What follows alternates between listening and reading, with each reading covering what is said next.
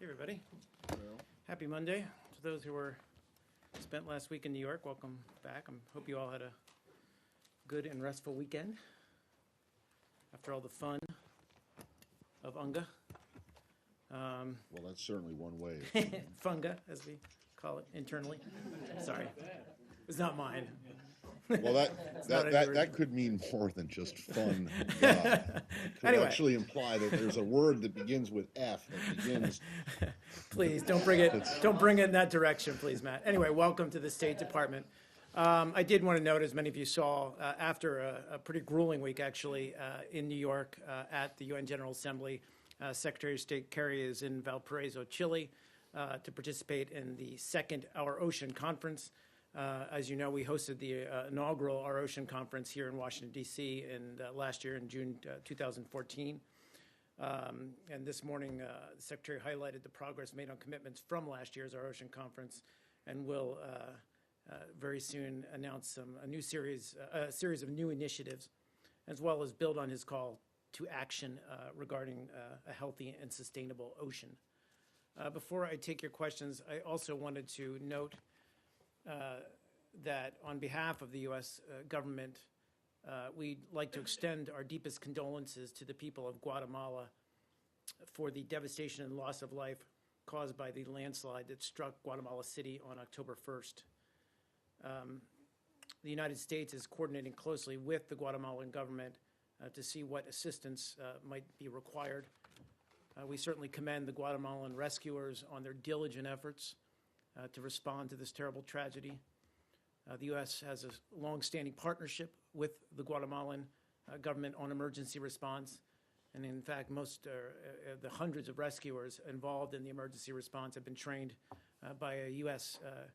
AID Office of U.S. Foreign Disaster Assistance in search and rescue. And so it's good to see that training now paying off in helping to save lives. With that, I'll take your questions, Matt. Right. I want to start in Afghanistan. Sure. I realize that the Pentagon has already spoken to this, as has your colleague at the White House, and I do understand. I'm coming at this with understanding that the State Department is probably somewhat limited, and, well, first of all, didn't really have it play any role in what happened in Kunduz, but also because of the investigation that's underway, I understand you're not going to have much to say beyond what has already been said. Sure. But what I want to ask about is just administration policy in general. So not that long ago, in fact, just a little over a year ago, in August of 2014, Israel, during the Gaza conflict, was accused of, and in fact did bomb an UNRWA school in Gaza that killed about 10 people, or did kill 10 people. At the time, this building, in fact, the spokeswoman issued a statement that was very, very strong, saying the United States is appalled by today's disgraceful shelling outside an UNRWA school in Rafah, sheltering some 3,000 displaced people.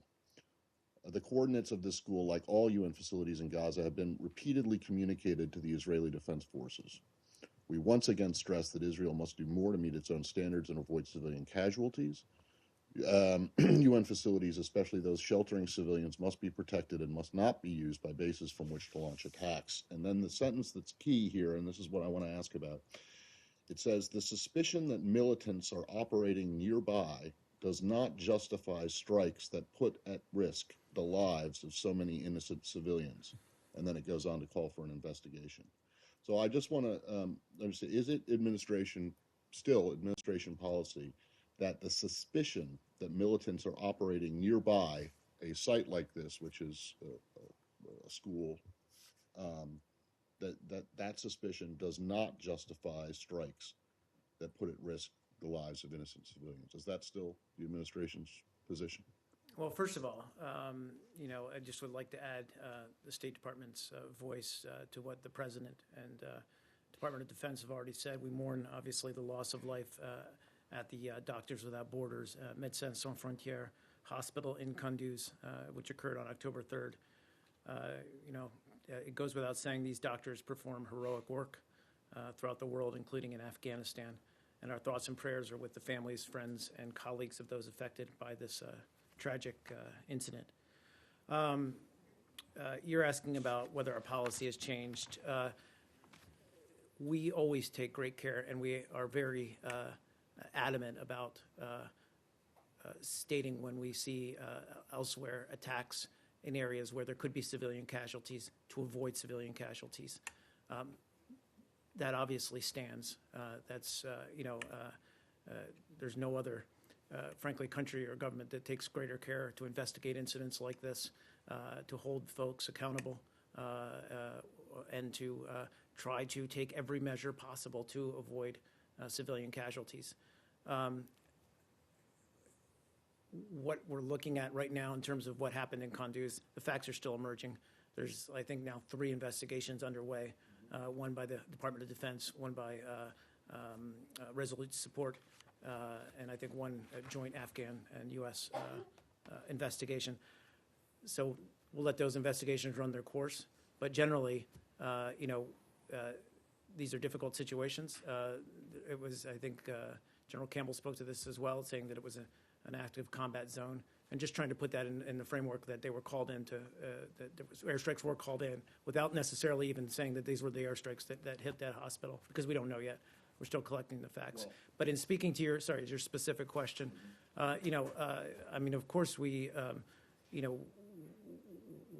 take every measure possible and would encourage any government in the world to take any measure possible, every measure possible to avoid civilian casualties, even when that involves close quarter combat.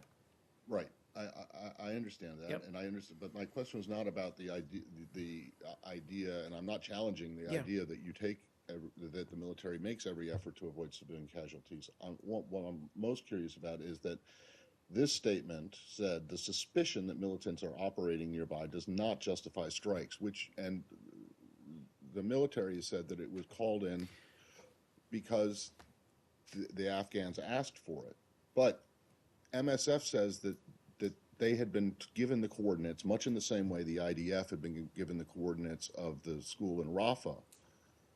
So the question is, and I realize this is under investigation, but the question is, if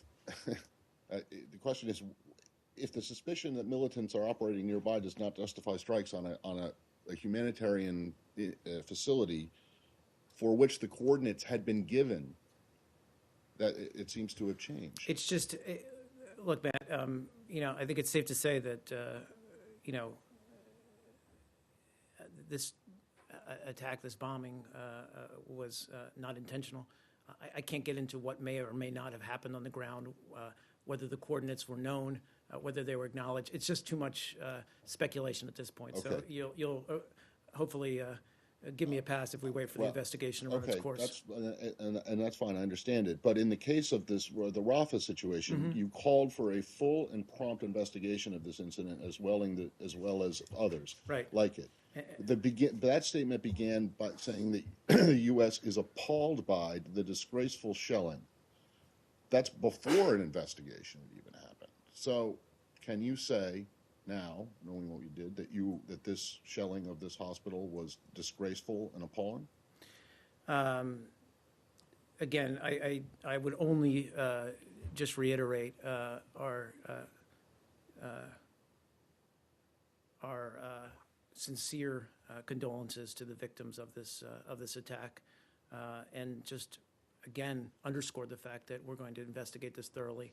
And as I said, once those investigations are complete, we're going to take steps to either to hold any responsible parties accountable, or to take measures that avoid any kind of accident like this in the future. All right, last one. Yeah, this has nothing to do with that statement. Yep. I just want to know, on the diplomatic front, has there been any contact between you guys and the Afghans about this, or is it being handled entirely military to military?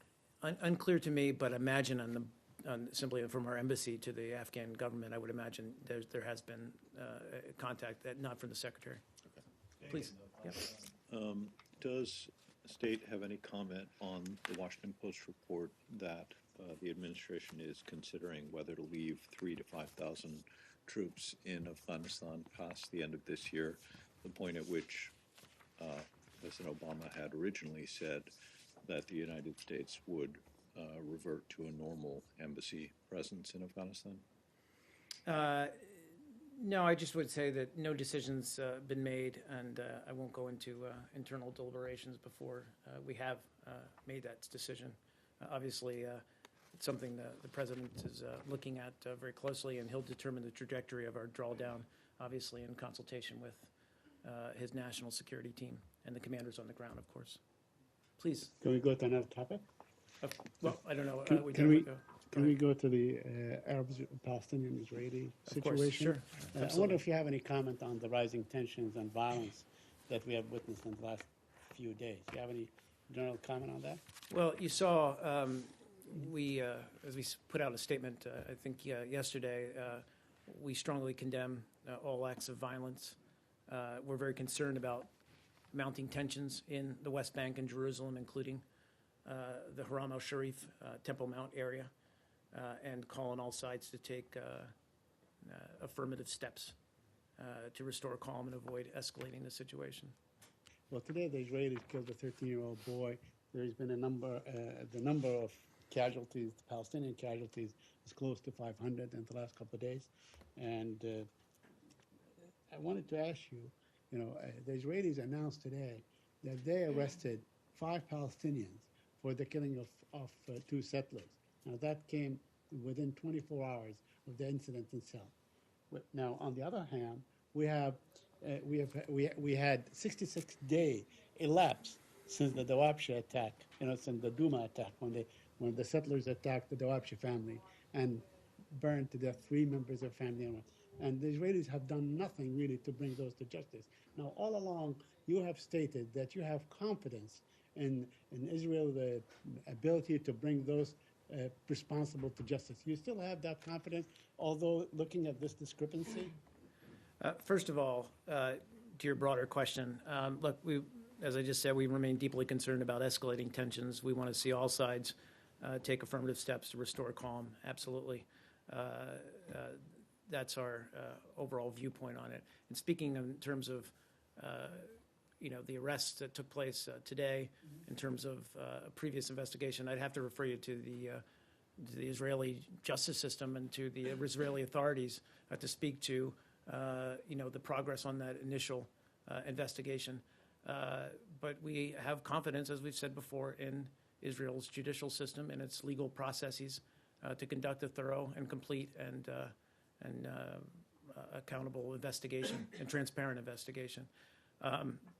But I mean, clearly, as I said, we want to see just a reduction in tensions on all sides. Although the Israeli authorities have been able to swiftly arrest the Palestinians responsible, but no such thing on the settlers who have, committed that crime 66 days ago. I'm aware of the time lapse. Both crimes were reprehensible. I can only point you in the direction of the Israeli authorities to speak to that discrepancy.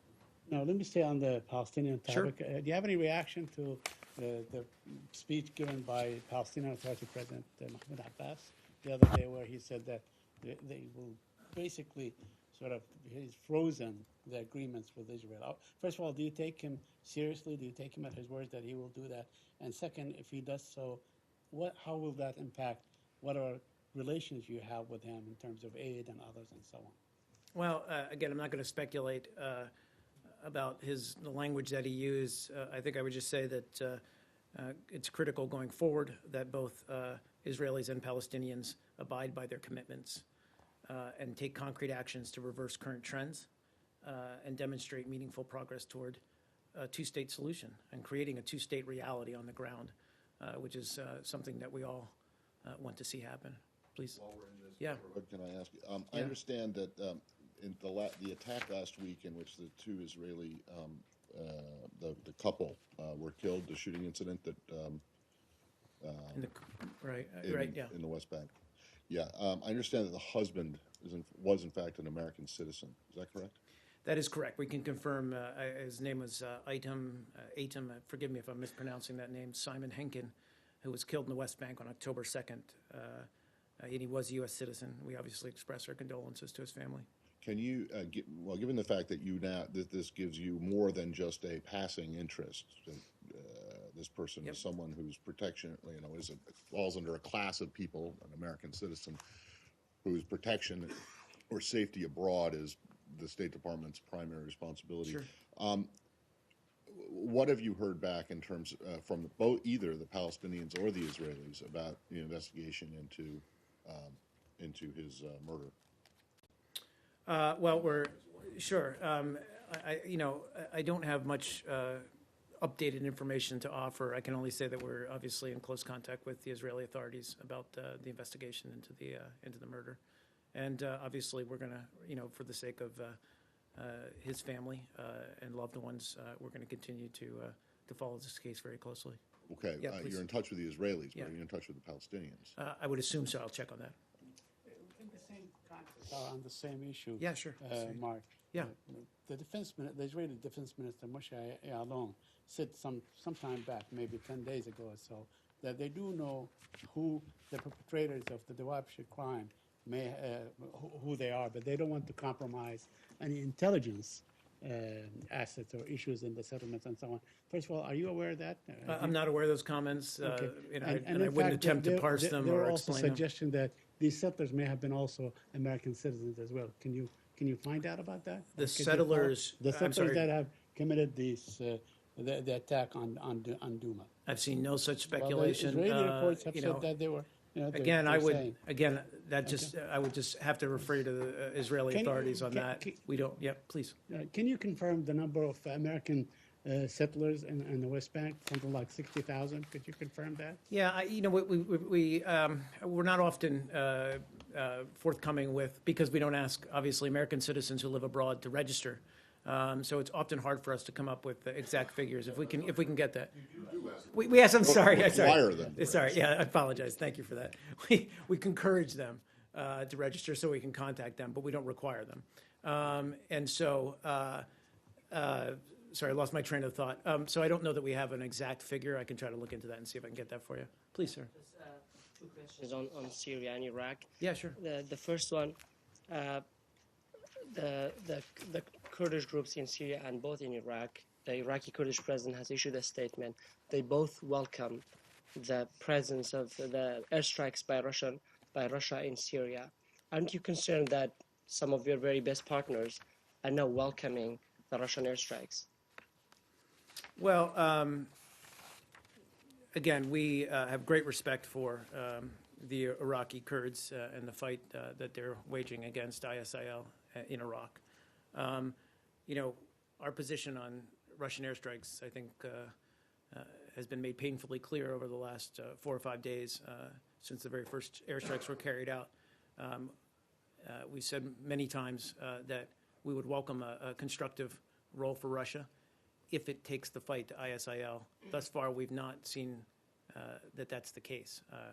We've seen no indication that they're actually hitting ISIL targets, ISIL targets. Please, go ahead. Is it constructive if Russia supports the Kurds in Syria or the Kurds in Iraq?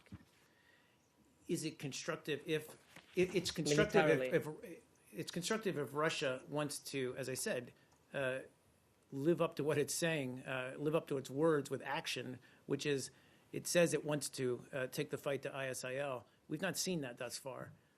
Frankly, what we've seen thus far is that Russia's decision to undertake military action in Syria and intervene in that civil war that's taking place between Assad and the moderate Syrian opposition, frankly, we consider it a strategic mistake. If they are serious about taking the fight to ISIL, then, as I said, we can find a role, or we can see a role for them to play constructively, certainly within the context of deconflicting any action that they may be taking against some of the targets that we're also hitting. Our primary purpose here is to support those groups in northern Syria, Kurds, Arabs, others, who are waging successful attacks against ISIL, dislodging them from some key strongholds, and frankly clearing ISIL out of that territory. That remains our focus. We're part of a 60-some-odd member coalition doing that. If Russia wants to play in that sphere, then we would see a role for them, but we don't see that yet. Please. Could you comment on a report in the New York Times that the United States is coordinating with Turkey to open another front in northwestern Syria, and perhaps even get closer to where the Russians are bombing? Could you comment on that? No, I'm not going to confirm those reports. I mean, obviously, we've been working with some of these groups in northern Syria for some time, continuing to provide them support, both the Department of State, non-lethal assistance, DOD, train and equip. We're going to continue those efforts, but I'm not in a position to really speak to those reports in the New York Times. You're going to continue that? I thought there was a pause or some kind of a hiatus in the train and equip program because it was so. I think that they're looking at. over? This is No, I'm probably unclear on better that asked actually, at but the I would refer you Pentagon. to the Department of Defense. My understanding was that they're looking at how to right. rejigger it and improve it. But And then I hesitate to ask this here, but rather than have a colleague ask at the Pentagon, but you just said that in response to an earlier question about Russia, about deconfliction on targets that we may also be hitting. Are you aware of any shared targets? no, that's what, I'm sorry if I was unclear about that point. So- We're trying to hit ISIL targets. We've not seen that Russia's doing that yet. So, so then what is deconfliction? Sorry. You just don't want planes running into each other? Is that what it is? I mean, we want to avoid those kinds of tragic incidents, yes, and certainly that's on a really tactical level, yes, that's one of the concerns. Okay.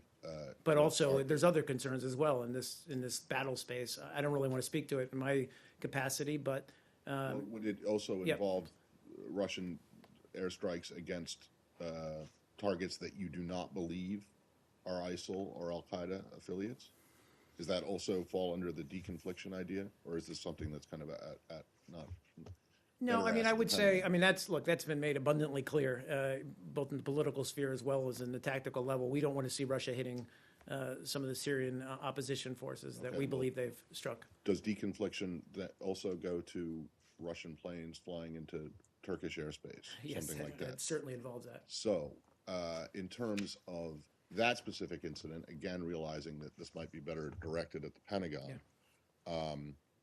has there been any diplomatic activity other than just what the NATO statement, which I think we've all seen, with the Russians, between the U.S. and the Russians about this incident or these incidents? So I did try to check on this before. There's been no follow-up to the deconfliction. I hate that word, but to the efforts to deconflict that began last week, I think on Thursday. There's been no follow-up to that. But obviously, we made clear our concerns about this I'm not in talking- the NAC, right, in the NATO.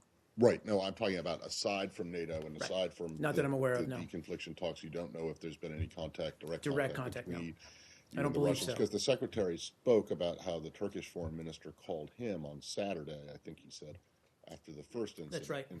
That's right. So you're not aware of anything since then. No. So, Mark, are you saying, to the best of your knowledge, they have not spoken about the Russian flights into Turkish airspace?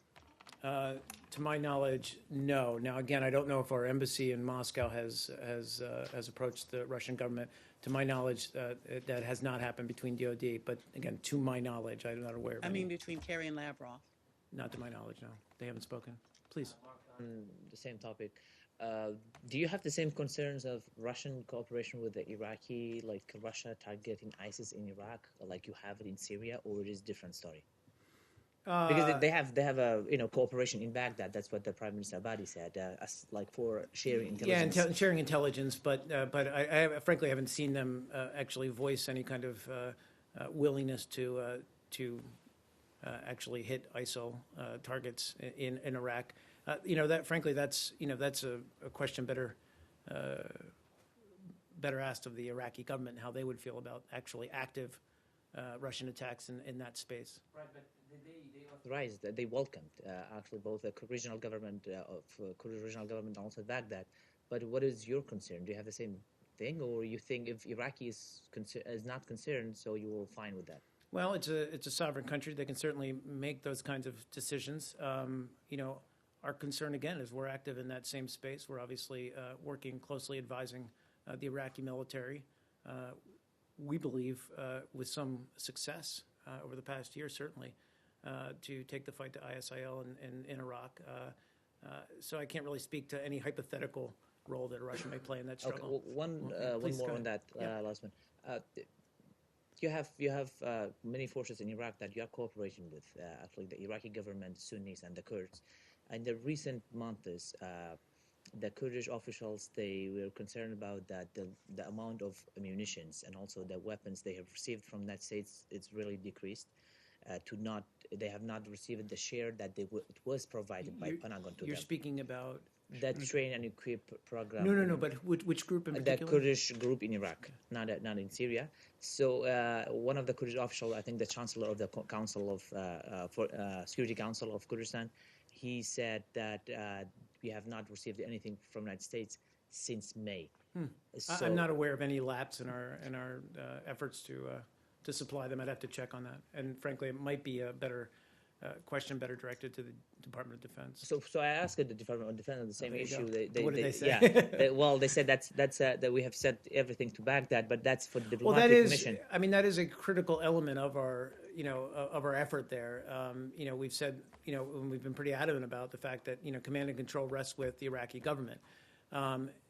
That said, we've seen a real effort on the part of the Iraqi government, the Iraqi military, and frankly, no lapse in getting that equipment, ammunition, whatever supplies out to those who need it. So I honestly can't speak to this particular case. I just don't know. What do you mean by those who needs those that they are fighting? You mean maybe they are sending more to Sunnis because they are fighting, extensive in We Peshmerga have, front lines? again, I mean, we've made that very clear, and frankly, we believe that it is indeed the case where the Iraqi government is doing a good job at disseminating those supplies to those who are actually fighting the fight against ISIL, Kurds, Sunnis, whoever, some of these local forces on the ground that are quite effective.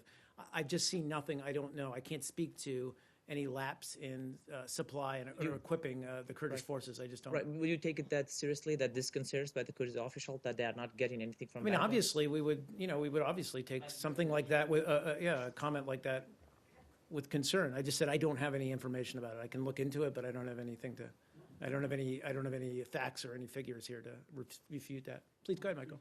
Michael, and then back to you. Okay. Yeah, Foreign Minister Lavrov said Russia is willing to work with the Free Syrian Army, and he asked Secretary Kerry for information on FSA contacts.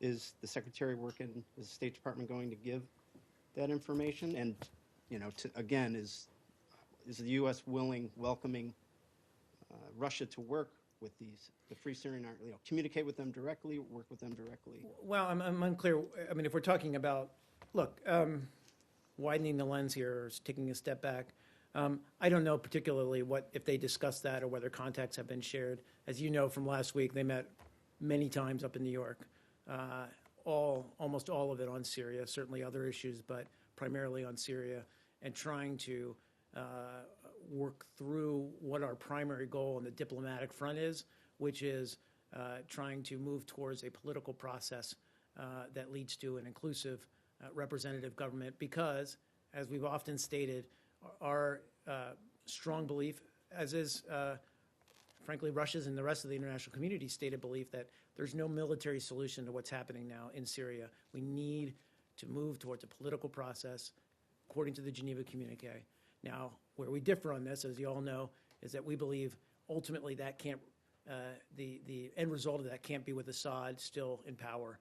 We disagree with the Russian government on that, but we're talking about it, and we're trying to come to a solution on that, because really that's, and we talked a lot about this, and the Secretary did last week, about there's an opportunity here. People are seized with this issue. People see that this fighting has gone on long enough. Certainly we have areas of agreement with Russia. We recognize the threat that ISIL poses for the region.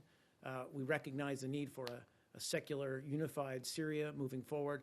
We recognize the need for a political process. We disagree on the end result of that or what that looks like at the end result. Sorry, just to answer your question, I just don't have any specific details on contacts with the FSA, as you said. But go ahead. More specifically, Yeah. FSA leader told us from the Euphrates volcano that they would welcome Russian assistance, Russian weaponry. They're a combination of YPG fighters and Free Syrian Army fighters. Have you heard? I haven't heard those these echoes? comments. Again, we've been very clear about the fact that, if Russia's serious about taking the fight to ISIL, we would view that as a constructive role. I can't speak to any specific actions it might take in terms of supply and equipping, Certainly, we've been trying to do that for some months now, continue to do that as well. Yeah, please. To Iraq for a second. Yesterday, the Iraqi government decided to open the green zone, the international zone, where the embassy is. Do you have any security concerns that now it is open for the first time in 12 years? Well, as you noted, we have been aware for some time that the government of Iraq intended to ease, I think is how we put it, not lift entirely restrictions for public traffic transiting the international zone, the so-called green zone in Baghdad. We work closely with the government of Iraq on security issues, and they've kept us up to date on their plans regarding the international zone and easing the restrictions there. We have repeatedly voiced our concerns over the easing of these restrictions. We're obviously monitoring the security conditions very closely as this easing takes place, these actions take place, and are going to continue to adjust our security posture as needed. Please, sir. Can we just strike real quickly? Sure thing, yeah. Syria, just, Let's stay in Syria, and then we'll finish. I promise I'll get back to you. Sure. you said you support YPG. I mean, they have a separatist idea for Syria. Are you not concerned about this? Again, we've been through this multiple times. We delineate between the YPG and the PKK that we view as a foreign terrorist organization. We designate it as such. The YPG has effectively waged war on ISIL. We've seen nothing to date that suggests that they're looking to gain or hold territory. Obviously, we're in consultation with them, as well as other groups on the ground in northern Syria as they conduct operations against ISIL. Please go ahead, sir. The coalition said, the National Coalition of Syria, said that they are kicking Arab out of the area they dominated. I mean, they protested that to you. I've not seen those comments, sir. I would have to see them, look at them, read them. What we have always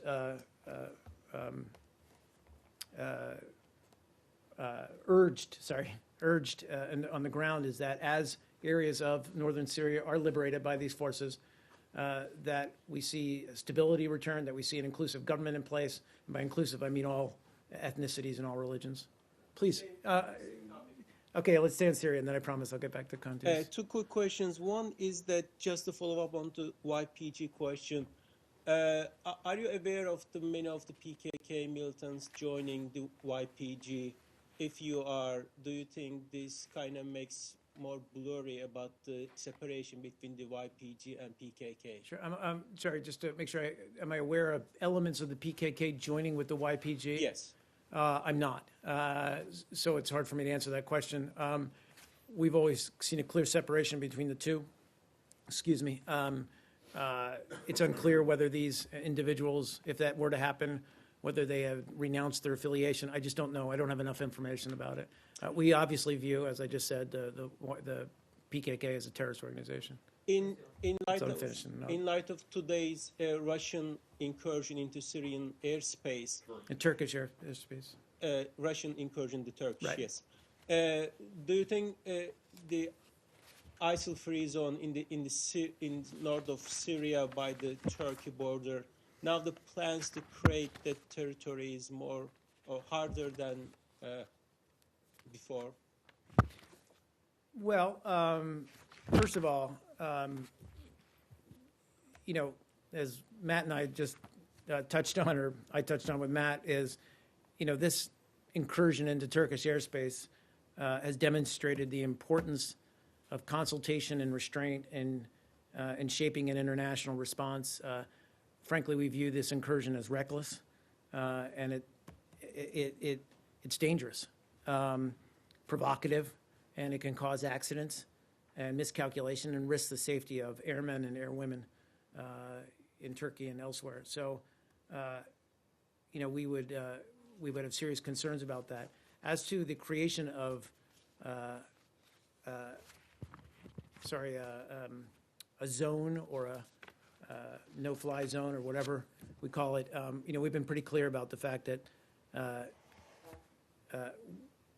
we don't think it's necessary, and we don't think it's feasible on the ground.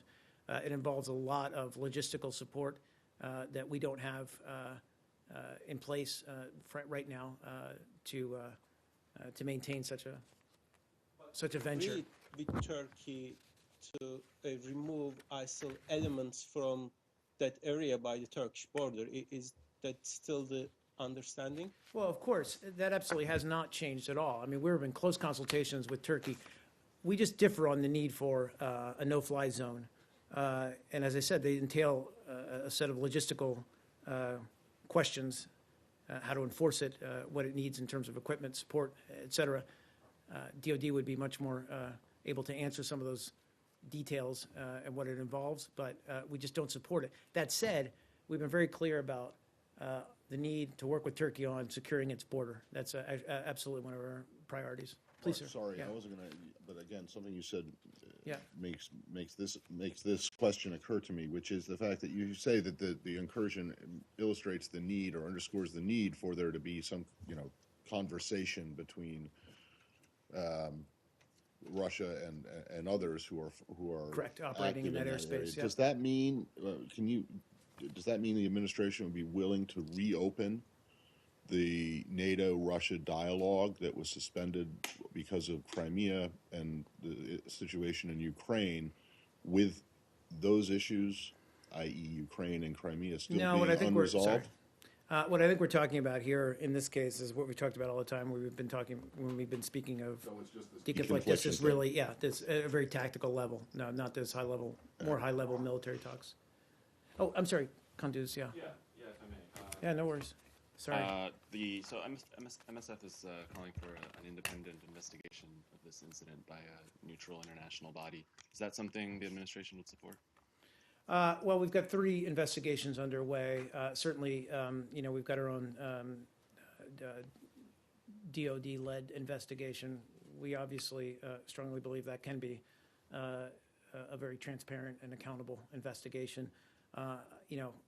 Let's let these 3 investigations run their course and see what the results are.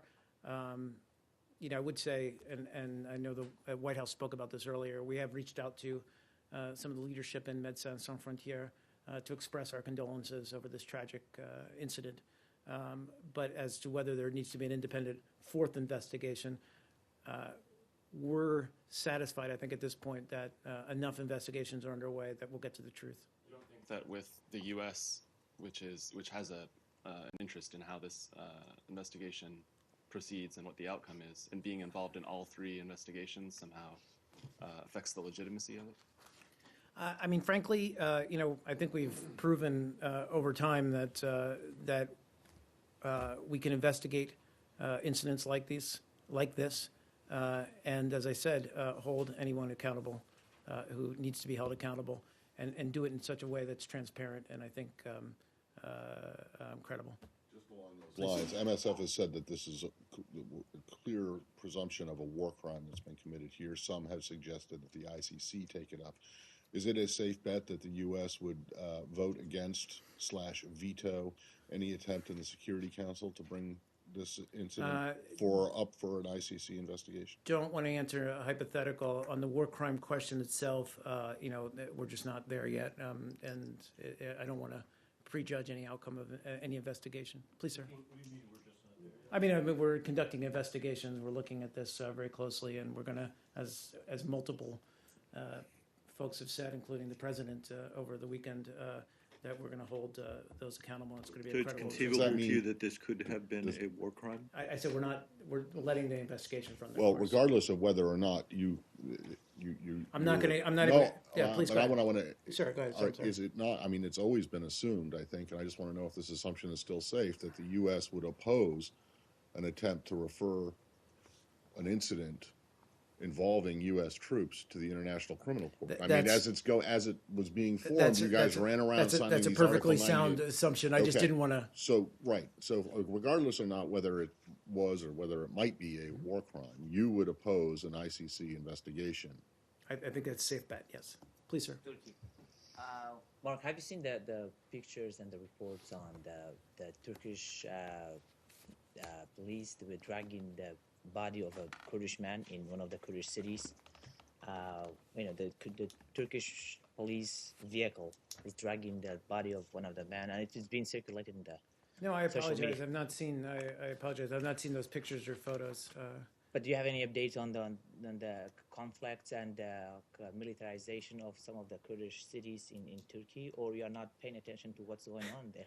I don't. I wouldn't say we're not paying attention. I'm certainly. It's You know, all I've been in New York last week. I've been focused on other things. I personally am not aware of this. I'm sure our folks in the Bureau of European Affairs are very much aware of this. And if we have any response, I'll get that for you. Okay. Please go ahead, sir, and then back. It's a different topic.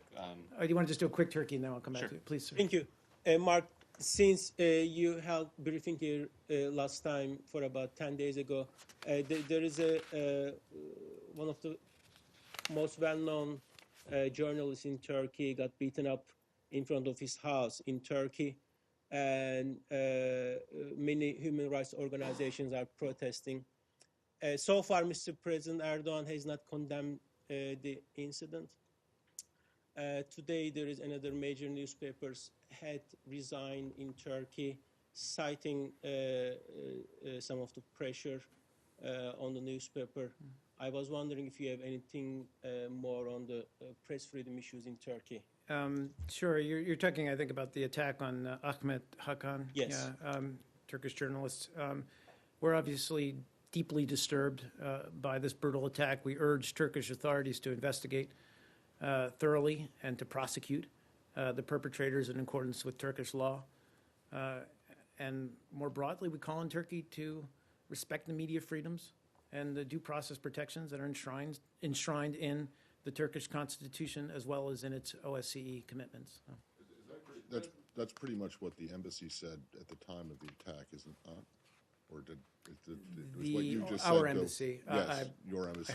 I hope it is. And I hope we're consistent. Well, they put out some kind of a comment. I just Sure. wanted to know. You're not aware of that. What you just said. I has don't think so. I changed. think our reaction's the same. The attack. How do you see these comments? I'm sorry, the Turkish president and prime minister condemned the attack. they condemn the attack. Yeah, they condemned the attack. I mean, we obviously condemn it as well. We are, as I said, we're deeply disturbed by any attack on any journalist around the world, Turkey or elsewhere. Please, yeah. Yeah. So this morning there was as you know, an agreement on the Trans-Pacific Partnership. Right. Obviously, USTR has the lead, but Right. do you have anything to tell us about what Secretary Kerry or others in the building will be doing going forward to get it through the domestic review process? Well, obviously, this is something the Secretary has enthusiastically supported and worked very hard to see realized. You saw the statement that what's that? He was tweeting about it. Yes, he was, indeed. Fitting that he's in Chile when this announcement came. Obviously, USTR has the lead on this. But we're in a stage now once once we get the text and can make it public, that we're going to make the case to Congress to review and consider the document and to support this document. We've said multiple times, many times, that this is really a breakthrough agreement that's going to, make standards across the board in terms of trade. Global trade. It's going to set a new standard, rather, and also take up many next generation issues. So no specific timeline. We're going to work effectively. The Secretary is going to work effectively to make the case to Congress now to pass it. Does it give you pause, though, that many people in Congress have already issued statements, including prominent Republicans who supported TPA, that they have reservations about the agreement? Well, as we saw with the JCPOA, that's no reason not to keep pushing and to meet the challenge head on. We strongly believe this is the right agreement going forward, and we're going to make that case. Is that it? Thanks, guys. Thank you.